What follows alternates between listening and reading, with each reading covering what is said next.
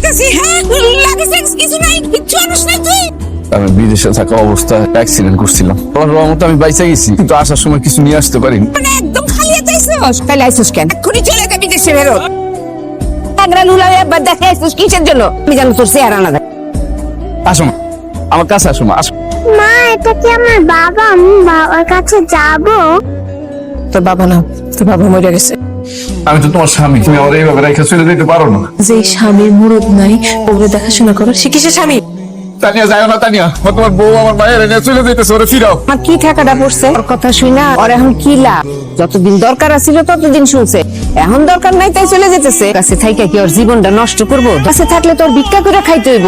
আমার মা এই কথাগুলো কইতে পারলো। আমি যদি তোর আপন মাই হইতাম, তুই আমার জন্য অন্তত একটা ঝুমকা তো নিয়ে আইতে পারতি। তার ঘরে সৎ মা সৎ ভাই, এখন তো কোনো টাকা পয়সা দিতে পারবো না। এখন দেখবো আমার সাথে কেমন আচরণ করে। তার জন্য আমি আমার জীবনের সবকিছু শেষ করে দিলাম। এত বছর পর বিদেশ থেকে আইসা পেটার একটু জড়ায় ধরতে পারলাম না। আমি আর সহ্য করতে পারতাছি না, আমার কলিজাটা ফাইটা যাইতেছে। যেহেতু পঙ্গু হয়ে গেছে, এখন তো অসহায়, তাই সময় সুযোগ বুঝা ধন সম্পত্তি যা আছে সব লেখে নিবি। তখন লাত্তি মেরে বাসা থেকে বাইর করে দিবি। আমার অনেক ক্ষুধা লাগছে, কি রান্না করছো মা? কিছুই রান্না করি নাই, যা খাবার আছিল সব শেষ হয়ে গেছে। যদি খুব খিদা লাগে পানি খেয়ে পেট ভরে নিস। ঠিকই কইছো মা, পেট ভরে পানি খেলি তো খিদা যাবে। আমার একটা মাত্র সুযোগ দেন, আপনি একটু তানিয়ারে বুঝায় করলাম না। জামাই বাবা যেটা তোর করে বলতেছে, আমার মনে হয় তোর যাওয়াটা উচিত। এই দাঁড়া, তোমরা কই যাইতেছো? আমার ঘরে যাইতেছি। তোমরা বরঞ্চ রাস্তায় যাইয়া ফুল ফ্যামিলি ভিক্ষা করো গিয়া। আমার তুমি কি কইতেছো? যার কামাই রোজগার নাই তার এই বাড়িতে থেকে কোনো লাভ আছে? খাইবা কি? বউ বাচ্চারে কি খাওয়াই? কাজের মেয়ের যে বেতন দিতাম সেই টাকা দিয়ে তোমাকে খাওন খরচ চালামো। তোমার বউ যদি কাম করে তাইলে। আমার মায়া মুন্ডি, ওর অনেক ক্ষুধা লাগছে, ক্ষুধায় ছটফট করতেছে মায়াটা। তোগুলা গরুর গোষ্ঠ রান্না করছি আজকে। মাংস মাসেই মজা হয়েছে। আম্মা, সব কাম শেষ, এখন একটু খাবার বেড়ে দেন। আপনার পোলার নাতিনের অনেক খিদা লাগছে। একটু পরে আইলে হইতো না?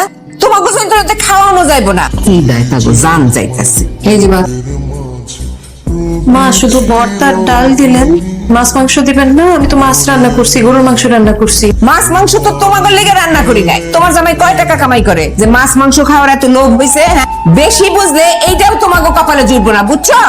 না, আমি এগুলো দিয়ে খাবো না, আমাকে মাংস এনে দাও।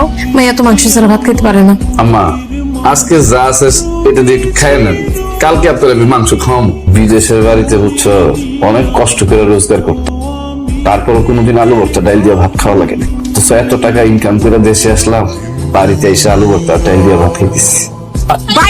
কি করছি আপনার? তবু এই বাড়িতে থাকার কোনো অধিকার নাই। আপনি আমার স্বামীর বাড়িতে থেকে আমার লগে অত্যাচার করতেছে। এই চুপ! কিসের স্বামীর বাড়ি?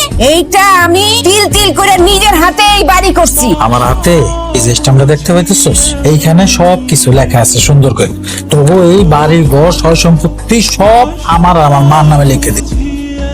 তবু এই স্বপ্ন কোনোদিনও সত্যি হইব না। এখন থেকে এই বাড়ির মালিক আমি আর আমার মা। আল্লাহ জোর করে আদায় করে নি, যা।